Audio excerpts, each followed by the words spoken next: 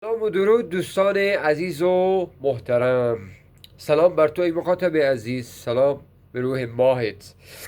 یه نکته بسیار مهمی بود میخواستم منم بگم به دوستان، اونم اینه که دوستان ببینید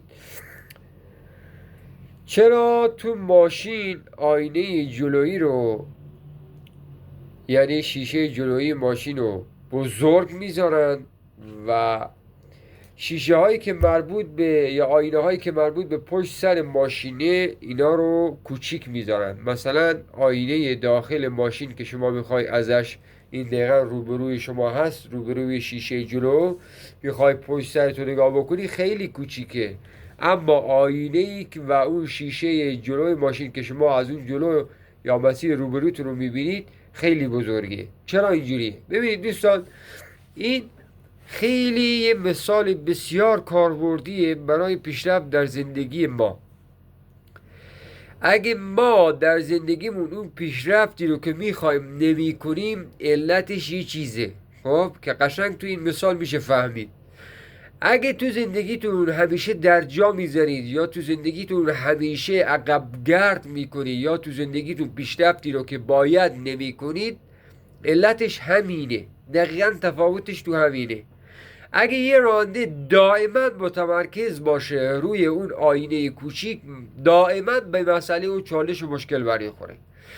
اما اون کسی که این ماشین رو میسازه، علت این که اون آینه رو خیلی کوچیک درست بکنه و شیشه جلوی ماشین رو بزرگ اینه که آقای راننده، شما برای مسیرهایی که میخوای سبقت بگیری یا یه سری کارهای کوچیکی که میخوای انجام بدی، مثلا بری کنار پارک بکنی یا غیره و غیره، از این آینه باید استفاده بکنی. اما بیشتر تمرکز تو باید روی اون چی باشه؟ شیشه جلو و جلوی اتومبیلت. یعنی اگه همش خواسته باشی تمرکز تو بذاری روی این آینه کوچیکه که به پشت سرت نگاه بکنی، دائم یا تصادف میکنی یا به یه چیزی برخورد میکنی. دقیقا دوستان، ما هم تو زندگی همینجوری هستیم. چرا پیشرفت نمی کنیم یا چرا در جا میزنیم؟ علتش دقیقا همینه که چی؟ ما یا روی نقاط ضعفمون زیاد تمرکز میکنیم و یه قانون داریم به نام قانون بست. یعنی شما رو هر چیزی تمرکز بکنید تو ذهنت، اون گسترش پیدا میکنه. وقتی شما روی شکستات، وقتی روی ضعفات میای تمرکز میکنی، ضعف و شکست بیشتری رو در آینده تجربه میکنی.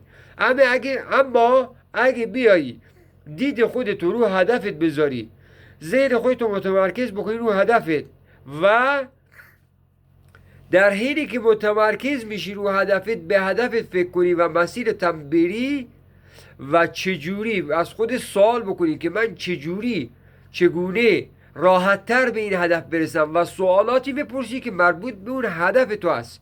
خدایا من چطوری به اون هدفم سریعتر، راحتتر، آسونتر برسم. دقیقا مسیرهایی برای تو باز میکشه که تو به اون هدف و مقصدت راحتتر برسی، به شرط اینکه تمرکزت روی هدفت باشه. پس سعی بکنیم توی روز متوجه باشیم که ما تمرکزمون بیشتر روی نقاط و ضعف و شکستامونه، کمبودهامونه، یا تمرکزمون روی اهداف و خواستامونه. موفق و پیروز باشید.